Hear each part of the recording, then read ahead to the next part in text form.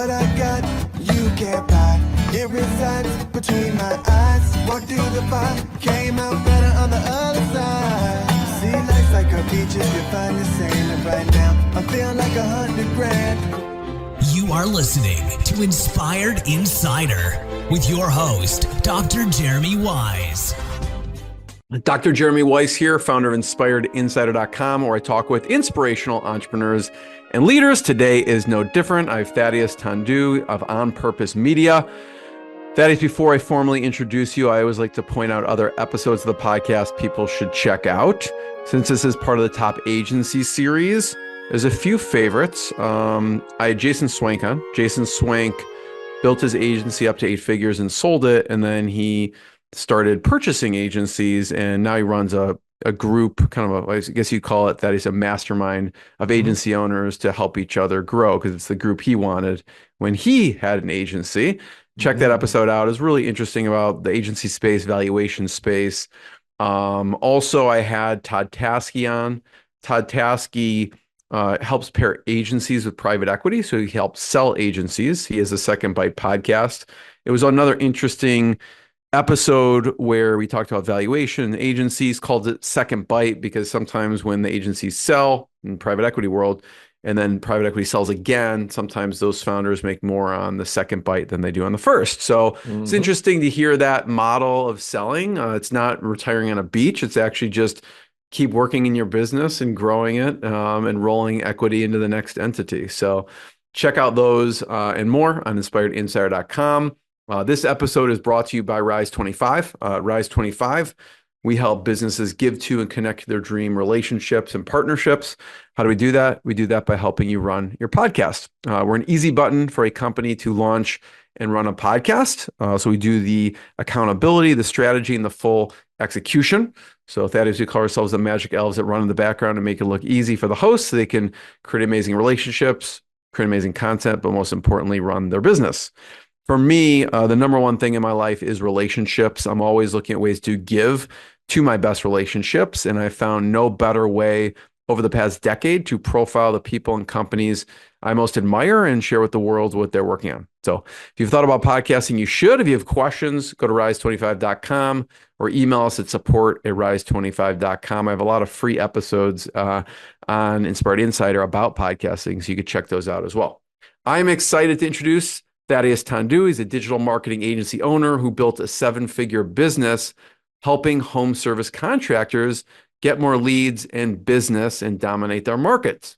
And we'll get into, he helps HVAC companies, plumbing companies, electrical companies, and we'll get into why those niches in particular.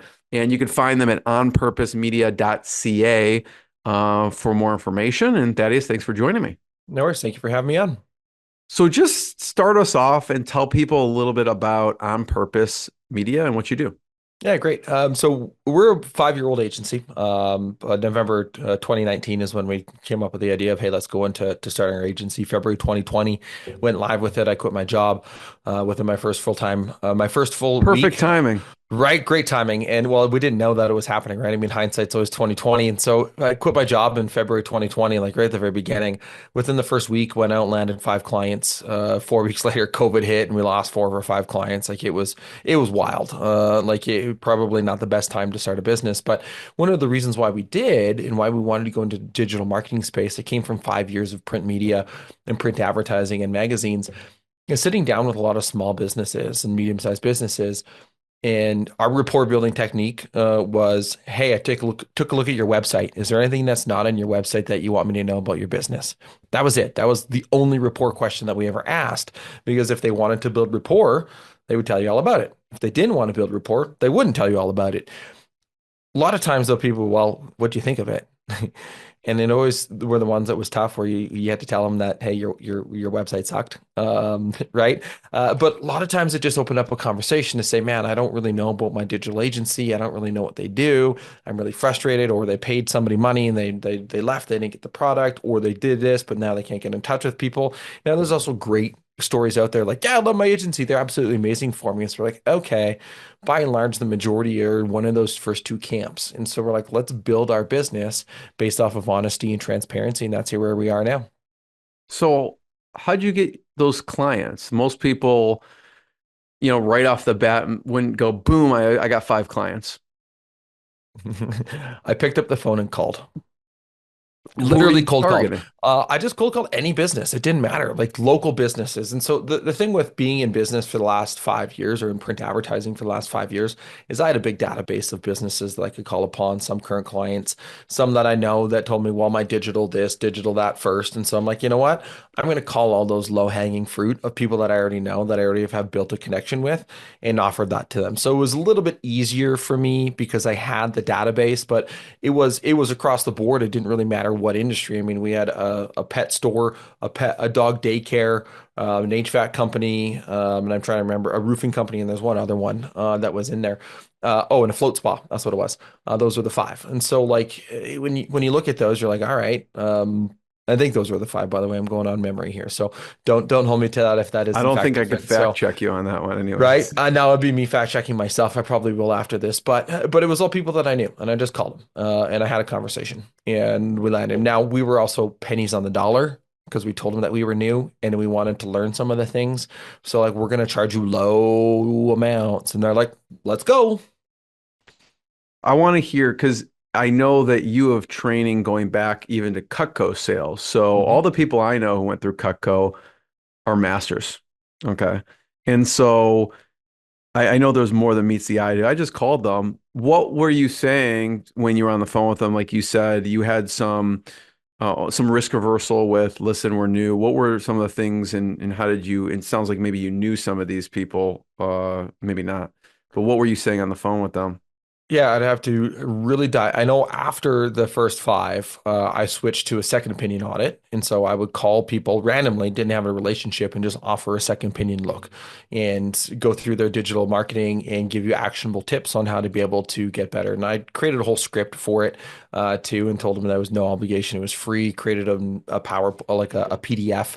Everything was online, so it was easy for me to do. And then I'd send them the PDF after manually, by the way, doing the PDF, not with like technology now, to be able to just give them the value. The first few, it was kind of the same things. Like, hey, I'd love to come in and sit down and do kind of a second opinion audit.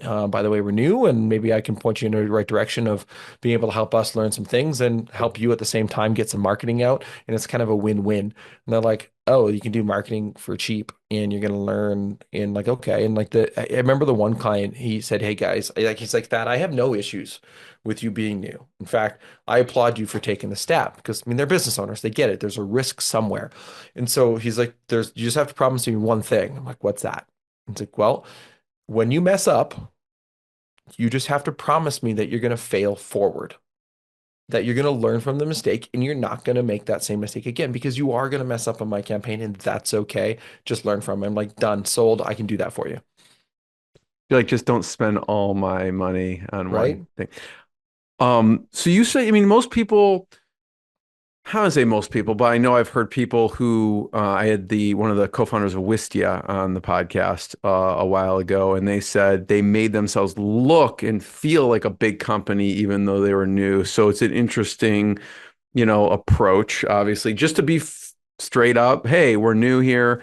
How did you decide to charge at that point? Throwing darts at a dartboard, really. Like, we didn't have a clue. We didn't have a clue. We bought well, I know that one of the courses that I bought was Ty Lopez's social media marketing agency 2.0. And like, I think he's on like 5.0 now. And I always kind of make fun of the course, but like, there really wasn't a lot of substance in there. It was enough to be able to like, okay, you have to kind of understand some of the things, then you just have to kind of go from there. We shot in the dark. We're like, sure, this price sounds good. What's our cost of our software? And then maybe let's add some margin on top of it, and had no clue.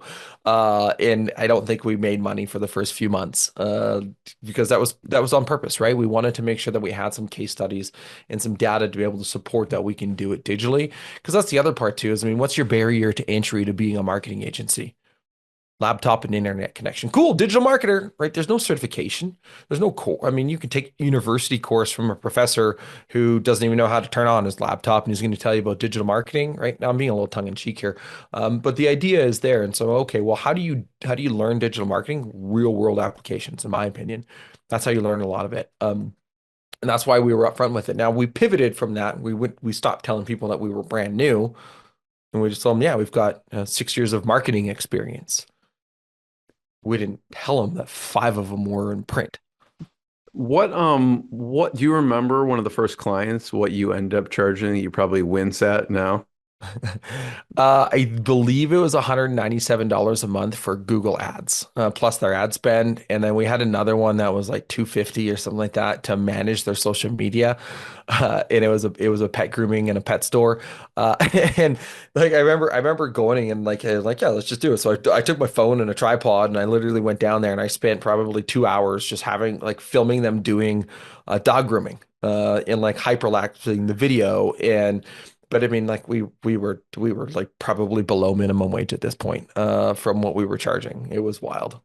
How did you decide on the services that you offered? Because at the time you went from selling print media and now you have an agency. So what were the services you offered? Everything. It was anything digital, social media marketing, social media management, Facebook ads, Google ads, website building, SEO. We did it all.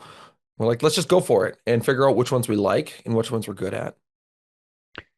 And then at what point did you obviously now, I'm gonna share your site here for a second. And right now you obviously focus, right, on specific industries. And I mentioned, plumbing, HVAC, electrical. What point Right. did you decide we're gonna niche down? September 2020, we hired a coach inside of our agency. And oh yeah, that site. So that's the old site. We're actually in the process of redoing the site right now, and we can talk a little bit later about that, about what it looks like and kind of the why behind it. Hopefully this week, if not next, we'll have that up and live and running. But in September 2020, we had a coach in our business, and he's like, "You guys, you got to niche down. Like you're doing 5 or 6 or 7 different trades. Do you guys want to be a generalist agency, or do you want to be an agency that's niche down and take clients from all over North America?"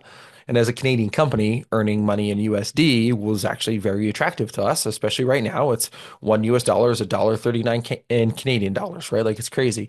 And so we looked at all of our past clients and said, okay, which ones resonated the most with us? Well, it was the blue collars. There was a roofer and there's an HVAC client. And we're like, okay, well, which one out of the roofing and HVAC makes the most sense? We're like, well, we kind of like HVAC. And, my business partner at the time was a comfort advisor, sold HVAC. And so it just made sense to naturally go that way. The other part of why we moved away from the dog store or the dog grooming model and into HVAC or home services, debating between roofing and HVAC, was the ticket size, right? When you look at being able to recoup marketing costs, well, if you have a dog groomer charging $100 a dog groom, I don't know if even that's accurate, $50 a dog groom. We have a black lab. We don't need to get her groomed. But if it's $50 or $100 and it's recurring, sure. Well, you have to bring in a lot of dog groomings in order to be able to justify a high ticket, high margin marketing cost. HVAC, well, if you've got an average install of $10,000 to replace a system or 15,000, Don't you remind make your me. money back. Yeah, don't remind you, right? And so you have an opportunity to show a return on ad spend and an ROI and return on investment easier with a higher ticket number than you do with the lower ticket number. Not to say there's anything wrong with companies that want big volume, low ticket, completely fine. I know a lot of successful agencies that do that. Just wasn't for us. We'll get into a little bit, that is mentors and what you learn from them, Sure. but we're on your website here. If people are listening to the audio, there is a video component here. And you were kind enough to show us the new version. And so I'd Right. love to hear the decisions you made from this version to the revamped version. I'm sure this one's not completely finished yet because it hasn't even launched yet, by the way. Correct. So talk about some of the differences here. Sure. So in terms of the original site, one of the things that you noted, like there's a lot of the colors in this image. When we first started, I asked, I'm like, what's my favorite color, and what's the other person's favorite color? The business partner. And we're like, well, we had blue and green, so it was white, blue, and green. That was our colors, and then we rebranded to be like, okay, let's actually pull off some pop here, and we chose pink because not a lot of marketing agencies have pink. But if you scroll down, one of the things that you notice in here is that it's all stock photos, right? There's like, it's a guy that's like, I've seen these same four people rather, on like 5 other websites. And so like, it's all stock. You scroll down into the case studies and what it's like working with us. Now, granted, 3 of those 4 clients are no longer with us anymore for good reasons. But just taking it and saying, okay, well, if we built this site 3 years ago, which is roughly when we did that, well, what's changed in the last 3 years from a design elements? Well, now you flip over to and like, so you see the old branding right here, like on this one here, it says on purpose. And so that's one of our oldest reports. You can actually see, if you look really closely at the logo, different colors, right? And so, so that's part of it. There's just old things that are on here. We cared so much about our clients' marketing that we just neglected our own for such a long period of time. And so we're like, okay, I now do let's like actually, the Meet Our Team page though. Yep. So Yep. this is, I don't know if that's changing much, but this is cool. No, it's still staying the same. So you can actually on the staging URL navigate the entire website. And so we have our team, we have it down there. But if you come and you look at this, and so now we've cleaned up some And of this the is the new elements. site for Yeah, everyone. this is the new site. And so one of the things that you'd note from the old one to this one is the buttons, or the call to actions, or as we like to call it, the CTAs for short. So you're looking at the top right, the schedule a strategy call, and then the other one says book now, schedule a strategy call. Like I don't even know, like calling us, right? Like book your free strategy session. Okay, well, there's so many different things going on there. Like I don't want people to call me as a marketing agency. I want you to book a time on my calendar, because that's going to be the easiest for you. Right now, sure, will we put our phone number? Yes, on there. But now if you see this button is book now, schedule strategy call, and then find the next button. Like if you just keep scrolling down, so book now, schedule strategy call. The next button is you scroll down, guess what it says? Book now, schedule strategy call. I mean, minus those ones, it's like giving more information or whatever, but like all the other CTAs are book now, schedule strategy call. We've also modernized it. So that image right there, our work is going to change. But like that's a video that plays. And so we have video elements in there. We've updated it to match a lot of our designs of what we do with our current clients as well. And that's just a video on why on purpose media and why us, sort of a thing that we've embedded onto the site. And just showcasing a little bit more of our work. The other pages, once we get our images are being redone in some of the pages, but when we go into like an SEO page or a PPC page, for example, specifically to our clients, you're actually going to see screenshots of our work that's in there, and the results that are in there where that wasn't in there and before. And so like right there, right? So you look at that first picture, it's talking like, okay, this is a legitimate screenshot. Now I don't like the pink background. That was one of the things that we've changed and I've given to my team to fix. Because again, this is a work in progress, right? We're currently building our own new website. Again, just creating a better flow for it and better ease of use, putting in photos of me, putting in photos of our team, putting in non-stock photos that are legitimate, I think is a big thing. And I think any business for that matter should get away from stock photos. If you're a home service business looking at this, I mean, if you're a marketing agency, if you're any business listening to this podcast right now, do yourself a favor and go get some real photos. Because if you put stock photos on there, you instantly hurt your conversion rates. Anything else that people should notice on here? That is, obviously people can see the call to actions are different, and the heading term on there. And so you look at the original site is those data-driven digital marketing solutions for HVAC, plumbing, electrical companies, with like an H2 or a subtitle underneath it, growing your revenue and filling your dispatch boards, blending new school technology with old school relationships. I found that was a mouthful. So if you go over to the new site, so purpose-driven digital marketing, and by the way, we've highlighted in pink the words digital marketing, right? For HVAC, plumbing, and electrical businesses that gets you results. Again, highlighted that in pink, not just clicks. And so you're looking at the pain point. Well, what's the biggest pain point for a lot of home service businesses is marketing companies that promise the world and give nothing, right? So we get your results, we just don't get clicks. Now, the subtitles increase your leads and revenue with specific marketing strategies designed for home service businesses. It's punchy and it's to the point, but it also blends the name On Purpose Media to be off self and on purpose, because we want to be purpose driven in what we do. Love it. So that's the big change. No, thank you for sharing that. And mentors. Some of the stuff you learn from mentors. You mentioned one early on that basically was like, listen, you got a niche here. Talk about some of the mentors and business wise and what advice they gave you. No, great question. So the I mean, mentors for actual operational aspects of our business were huge. And so we had one September 2020. I think we were with him for 9 months. We outgrew him. His MO was getting you to 25K per month in recurring revenue. Time and place. I mean, we came to him, we were doing 5, right? Now, obviously, we outgrew that and paced beyond that.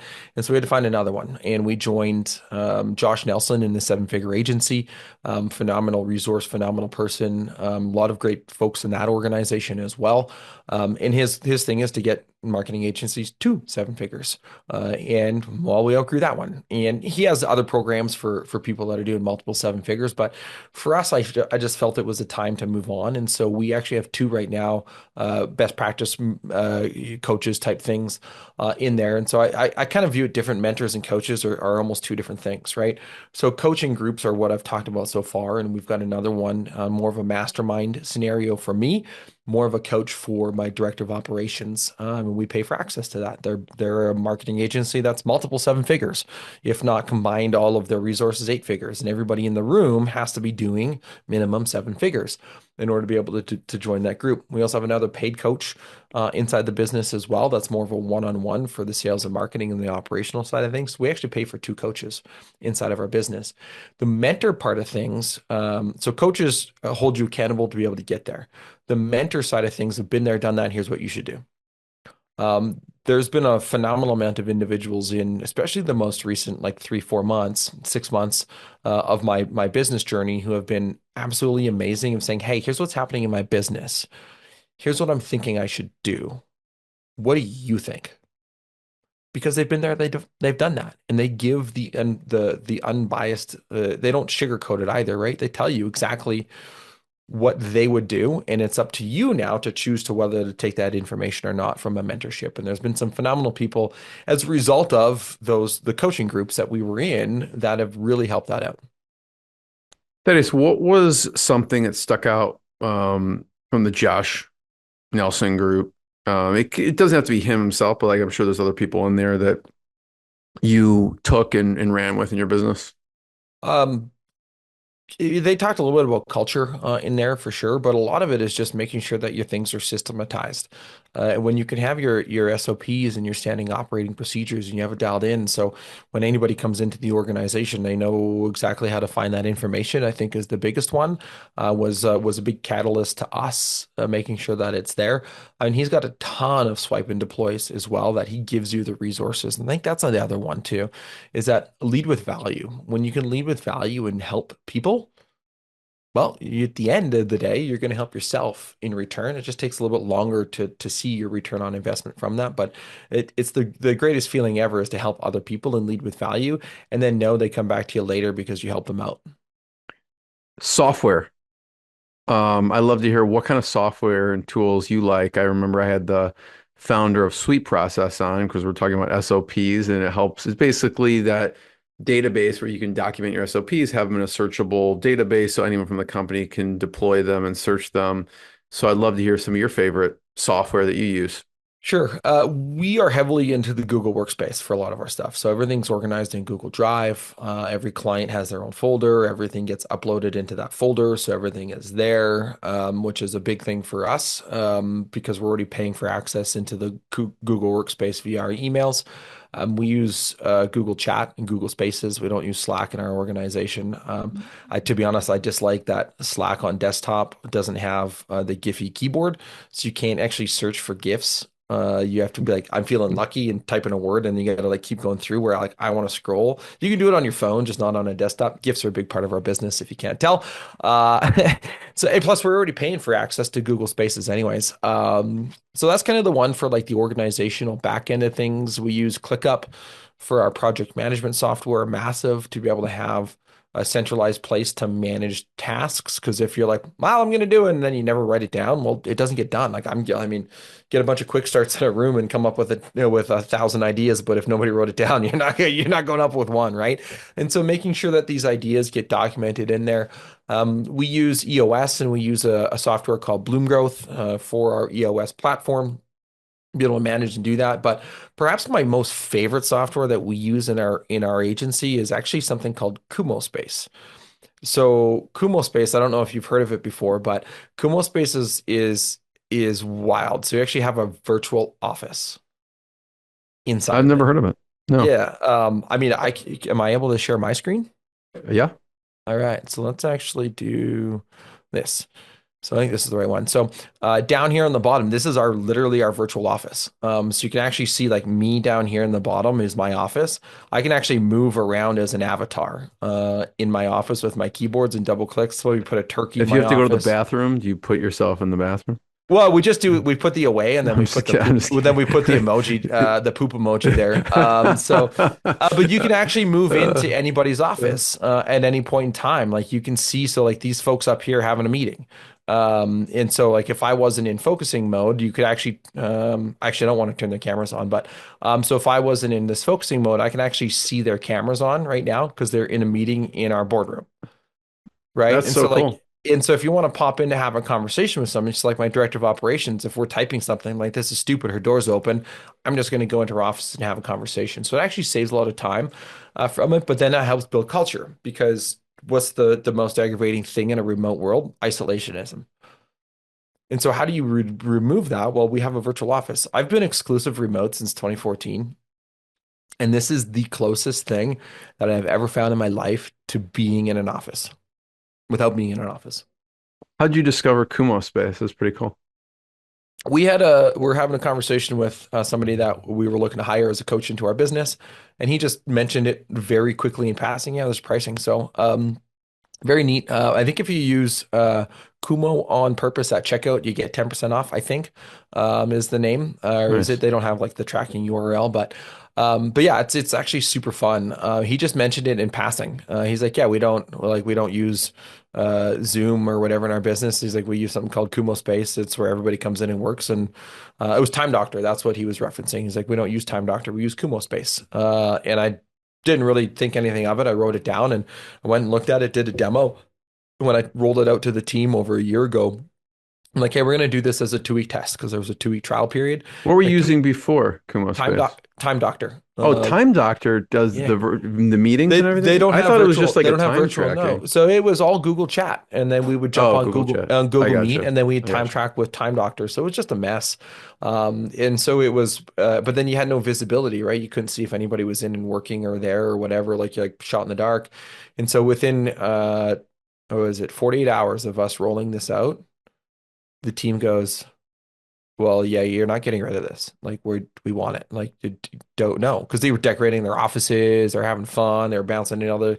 It's just phenomenal from a Hmm. visibility standpoint for anybody that is virtual. There's other ones that are out there too. We had already committed to this. Like So Work is another one, but it's more like 3D avatar world type things. And so there's a bunch out there, and this is just the one that works for us. So this replaced that is for people if they're using Microsoft Teams or Zoom, they would use this with their team instead of those things. So you basically go Correct. in the room and you basically click and you kind Yep. of you meet with them that way. But it Yeah. also The does video time pops up. tracking as well. Yeah, very rudimentary time Oh, gotcha. tracking. Okay. So there's 3 statuses. It tracks your available, your away, and your focusing, and then that's it. And then shows you how much you've been in the office. And so there's very rudimentary time tracking at best. But at the end of the day, I mean, if a business is having to rely on minute time tracking to see if their employees are doing their work or not, it's not the right way to go about it. It doesn't create a culture. I want to talk about culture in a second because Sure. I love your kind of thoughts and ideas around that from what I've researched. But so it's interesting you had different coaches and mentors and groups for different stages, right? What was the next group? So Josh Nelson, and then you joined another group after that. Oh, yes. Fully Committed is the name of it. It's from JC and Karen Height are the ones that they're the pioneers behind that, but it's called Fully Committed. They actually cap it. So there's only a set amount of people that are allowed in, and it's a very intricate mastermind where we meet in person 3 times a year. And then they have COO level coaching to be able to get director of operations into the COO suite. They also got some like I think there's other programs that don't involve the mastermind that they might have, but I wouldn't know. I'm in their mastermind. So What was something you took away from Fully Committed? Oh man, what haven't I taken away from Fully Committed? I think the biggest one is how to have, they had John Maxwell come in for a little while too and do some stuff. And it's just how to have tough conversations with employees, business partners, spouses, anybody really for that matter. How do you appropriately fire somebody, and the words that you use matter, right? Like the biggest thing for that changed how we go about having people fire themselves is the better reframe of that. Is when you step into the office, people tend to build them up and have a conversation, and then like 10 minutes in, they're like, "Oh, by the way, you're fired." And they're like, "What?" But we were just having a good conversation. So rather than that, it's like within like literally the first 30 seconds, say, "Hey, by the way, at the end of this conversation, you're no longer going to have a job here, but let's talk a little bit about how we got here." And so now they know the rug's been pulled out right at the very beginning, and then you have an honest conversation from that. Well, I've heard you say you like to hire slow and fire slow, and Mhm. you can correct me if I'm wrong, that is on this, but I heard you say you gave people six chances. I don't know if that's the case, but I was like, whoa, that's a lot of chances to train someone. That's Mm, commitment. great. Talk about So that a little yeah, bit. yeah, yeah. Because when you're So talking about, for people context, right? When you're talking about people that fire themselves, you're giving them multiple rounds of chances to improve in coaching and things like that. But talk about the six chances. That should be your sure. next book or something in The culture. six chances. Exactly. Sure. I think it depends on the level of what their mess up was, right? Like people mess up all the time. And I actually have no issues. I've had this conversation with our team today. Like, I don't care that you guys messed up the first time. I really don't. What I care about is I'm asking you now three times to fix it. Like it shouldn't have to ask more than once to be able to fix something. So the six chances is actually from our performance improvement plan. So it kind of depends on what happened and their level of things. And so we always Right. want to make sure that we help people get better. Because if the instant thing is to go, well, I'm just going to terminate that person, you've actually failed them as a leader, in my opinion, because you actually haven't given them the tools necessary to succeed. Again, depending on what the error is. So the six chances comes from with inside of our performance improvement plan. So we'll sit down and we'll identify if there's an issue in terms of the performance, and we have a two-way conversation to say, hey, here's what we see, here's what happened on our end. What's your side of the story? What's happening on your end? What's going on? Why aren't we having these conversations? Why is this like this? And now we have a conversation and institutes dialogue. After that conversation, we say, great, let's work on our performance improvement plan to help you get better. It'll help you get better at this specific instance. We can meet up to six times for this particular instance to see if you can get better. Most people are done after three. I've never actually, I don't think I've ever went past like three or four times of meeting with somebody but it's to monitor their plan, right? To see if they're getting better and they're progressing. And so that's where that six times come in. I mean, if we have to have three different performance improvement plans, usually it's three strikes. Okay, now it's having a different conversation at that point in time. So it's three strikes still, but it's inside each strike is a meeting up to six times to monitor their improvement on their performance. Talk about tough. I know culture kind of bleeds into sometimes tough Mhm. conversations, and I'd love to hear an example of a tough conversation. You were talking on somewhere about you have an arch, I don't know if I'm quoting this right, but we'll say arch nemesis within your company that Mhm. you always clash with. Mhm. And so talk about how you handle that. Not very well. Um, yeah, like look, as leaders, as owners, as managers, or whatever your title is, like you're gonna be spouses, significant others, right? Parents, like siblings. There's always gonna be some form of a tough conversation. My opinion is to be direct but kind. If you can be direct but kind, and not everybody can do that, by the way. Some people process things emotionally, and some people process things logically, and some people are kind of in between. Like I'm 90% logical processing, 10% emotion. My arch nemesis was 90% emotional, and I probably even say 95% emotional and 5% logic. It's funny that that person actually is no longer in our organization anymore because it I was was just going to too ask, right how does now. that It person was survive in right. if Well, you're constant clashing with yeah, the CEO founder, right. it's tough. Well, and I think it's different on how they clash, right? I'm open to having you disagree with me. I am open to you challenging our thoughts. I'm open to you challenging our ideas on how we do things as a business because at the end of the day, I believe that boots on the ground individuals are going to be the key to survival of a lot of businesses. If I, the CEO, am the only one ever coming up with an idea, I believe that the organization will remain stagnant and die out. You need to have those ideas from the ground floor. So that's why we open that dialogue. The difference, though, is how you do the dialogue. If you come at and attack other people on the team, and say that like, and don't want to help somebody else on the team because you think like this, that, or the other thing, you don't like them or whatever, or I'm not going to give them the resources. They haven't even sat down in a month of that new personality to be able to like introduce themselves and help them figure out our way of doing things. That's the part where it doesn't really work inside of like the clashing of the organization. So this particular individual, I at one point in my life was a very I mowed people over. I didn't really give a heck. I was going to ask you if I could swear on here, but I've been doing my best of not swearing. So You're allowed to. It's fine. right, perfect. So like I never gave a shit about their emotions or their feelings. I just mowed them over because that's how I was. And it took somebody telling me like, hey, dude, you can't just mow people over all the time. Like you have to have emotional intelligence. Emotional Intelligence 2.0, Travis Bradbury, great book. But when you look at having that component of things, how do you actually change who you are as a leader? It's just like the coaches and mentors, right? You have a different season in your business and a different season as a leader. Well, you have to have a different way of showing up to different types of people. And so I've worked really hard at not coming off the handle, except for this one person. The last one was me coming off the handle. And it was some yelling back and forth. Not my most proudest moment as a leader in most recent memory. So I'm not perfect, right? And we yelled, and it resulted in him leaving our organization.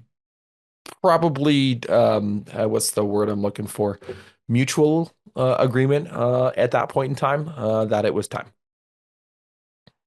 You know, talk about tough conversations, obviously, and then culture. And you mentioned, culture is big, even from, the different groups and mentors.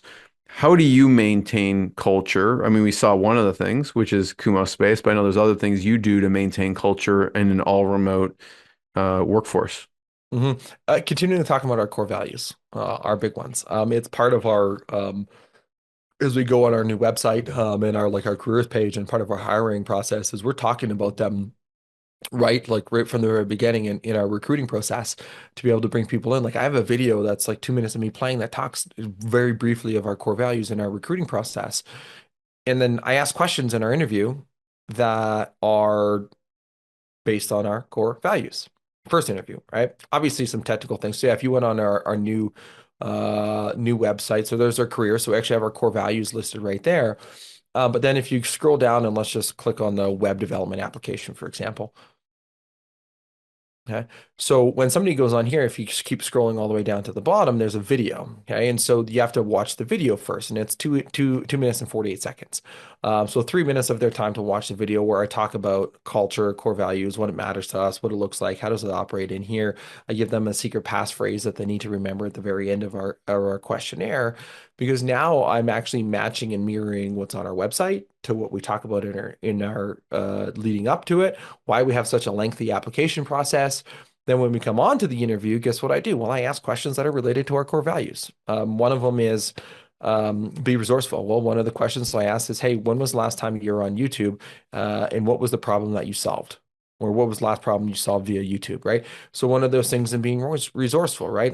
I also asked, my third question is, what motivates you? Right? Because I want to see if they have a bigger purpose. And then I ask another question following up to see if it matches, to say, if money were unlimited, what would you do? Because now I want to see if those match. And if they don't match, there's incongruency in what actually motivates you. Because most people aren't motivated by money, right? They're motivated by something else, being part of something that's bigger than themselves. And so those are sort of the things that we ask inside of there. And some of them aren't quite as direct as those two. There's a lot of them that are kind of thinly veiled into that, because now I want to make sure that they match our culture and our core values. Your skills can be one thing, and there's sometimes we will hire for skill, and sometimes I don't really care what skill you have. If you've got good aptitude, I'm going to hire you because you fit our core values. Every Monday we talk about our core values. Every Monday we highlight a team member that's doing our core values and living those out. We just constantly reinforce what they are, because if somebody talks about their core values and also our mission and our vision, right? Like I can ask our team, what's our mission, right? What's our vision, right? They're gonna go fuck conventional people first digital marketing because that's our mission and our cause. We just happen to do it with home service marketing. And so understanding those things, when you can take your vision, your mission, your core values, you can talk about them ad nauseum inside of the organization. You repeat your vision, you repeat your mission, repeat your core values. I mean, was it Peter Drucker that said culture erodes 1% a day? So if you don't talk about culture for 100 working days, your culture is completely different. So the top has to really formulate the culture. The other part now is finding a culture steward inside the business, especially remote, finding a culture steward inside the business who lives, sleeps, eats, breathes our core values.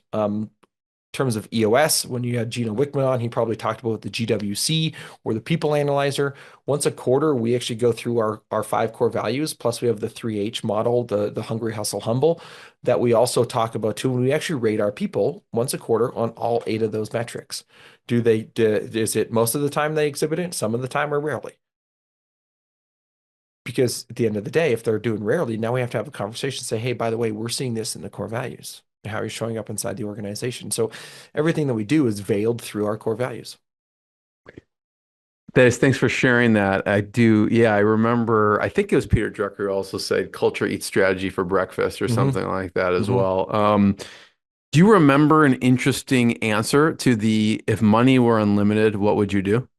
What do people say to that? Most times, a lot of them are take care of my family, because that's a lot of their motivations. I actually really like the one most recently. Somebody's like, you know what? Probably the exact same thing that I'm doing right now.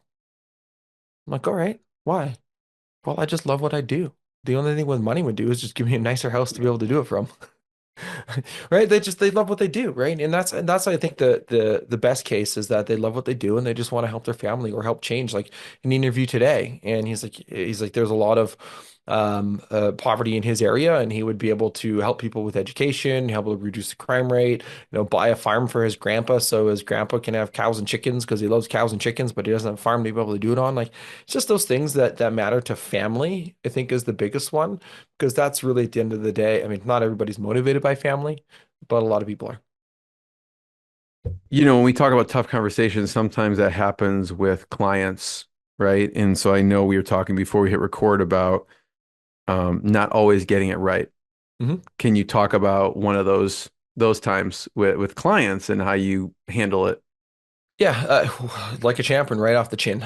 Really, like the end of the day, humans mess up, right?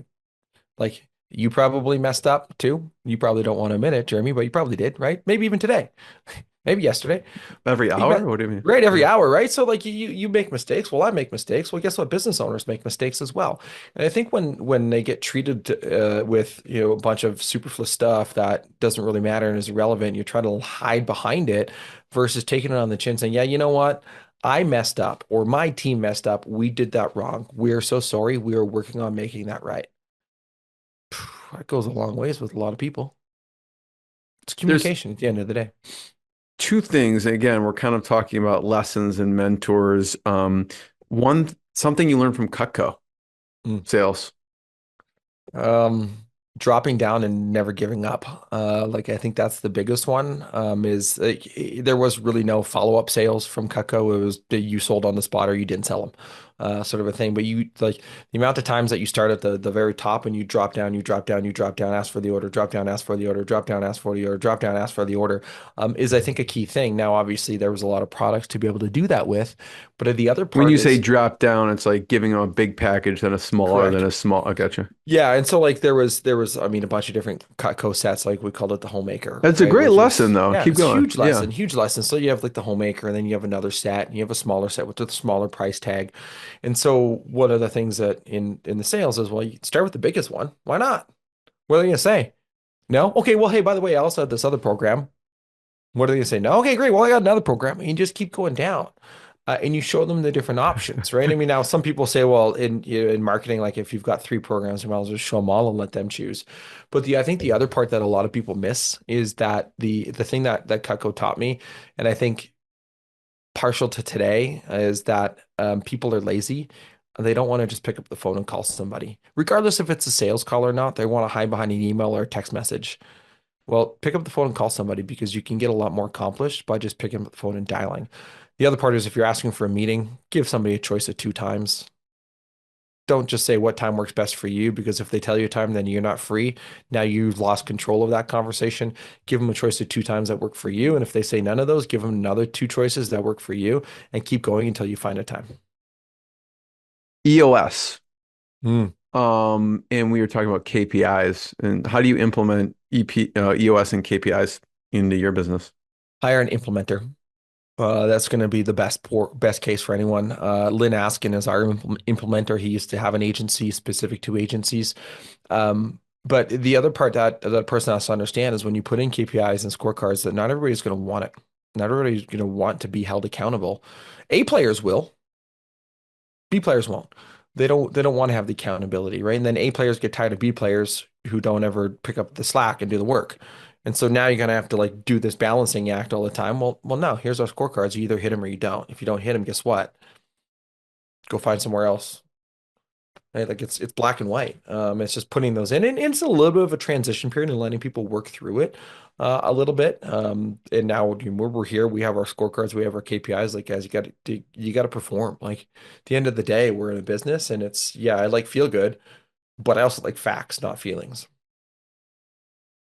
This has been fantastic. I have one last question. Sure. Before I ask it, I want to point people to they can learn more and on onpurposemedia.ca. Mhm. You can also check out more episodes of the podcast. My last question is about favorite resources or books. You mentioned the Emotional Intelligence 2.0. You mentioned EOS, which people check out. Traction by Gino Wickman. I actually had him Mhm. on the podcast, and Mark Winters I had on also, who co-wrote Rocket Fuel with Gino Wickman. Any other favorite books or resources that you like? Oh man, there's just so many. Somebody asked me this, what's your favorite book of all time? I'm like, I don't have just one. It matters on the season of my life and the lessons that I'm going to pull from it. Um, I think one that actually it's one of the first ones that I've ever re-listened to was The Hard Thing About Hard Things by was it Ben Ben Horowitz? Horowitz, yeah. Yeah, I always get because it's Andreessen Horowitz is his VC firm. So, but The Hard Thing About Hard Things, and I think there's some really good lessons from inside of his book, because a lot of the times, I mean, he even says it too, maybe with somebody else, but like a lot of times the books, the self-help books or the business books or whatever are written when things are going well. And how do you make things go well? Well, not very many are written on the fact of, well, what happens when things don't go well? How do you do? How do you react? In his book, Hard Thing About Hard Things, is all of his life lessons of doing those sorts of things. I think Jack Welch's book was also one of his books, anyways. I don't remember which one it was that I listened to. Was also a lot like that too, about hey, some lessons from things. I think there's a lot of good lessons that somebody can take out of biographies. Yeah, I think I listened to, I don't know if it was Winning by Jack Welch. I don't know if that was one of them, but Yeah, he has a now few of you're them. gonna want me to. I'm gonna look at my Yeah, Audible look it up. notes. Look at So Audible. Yeah, if you want to yeah. rapid fire off a few in your Audible that you like, that's Sure. always So, good. But Mindset by Carol Dweck, Mhm. Dweck. Hard Thing About Hard Things. I mean, Jocko Willenick, anything him, is really good. Patrick Lencioni, anything him is good. Um, I mean, Clockwork, Mike Michalowicz was also a good one. Actually, that allowed me to take a 10-day sabbatical. I turned everything off, locked my phone, couldn't even access Facebook for 10 days when we went to Mexico with the family. So now I'm sure the real life MBA is the Jack Welch one that I read. Also really good. I mean, Dan Martell's Buy Back Your Time. I mean, Buy Back Your Time and Clockwork, very similar books in my opinion. But Dan Martell's just a beast there. Um, I have even got some ones that are Vince Flynn books. So those are like the oh, No, it's not. It's not a business book. So it's Oh. Jack Ryan Jr. Books. So it's from like the Jack Ryan series and Jack Ryan Jr. So there's just so many. I think the thing to point just one. I'm scrolling and I'm still scrolling. To point just one, I think is a disservice. I think the person just needs to consume. And I've also looked at books differently a little bit recently. I used to just consume, consume, and consume, consume, and consume, and saying, okay, well, what's one or two things that I can really learn from this and then work on it versus just consuming and forgetting it all. Thaddeus, I want to be the first one to thank you. This has been fantastic. Check out onpurposemedia.ca. More parts of the podcast. We'll see you everyone next time. Thaddeus, thanks so much. Thanks, Of everyone. course, thank you. Ciao. What I got, you can't buy. It resides between my eyes. Walked through the fire, came out better on the other side. See, life's like a beach if you find the sailing right now. I'm feeling like 100 grand.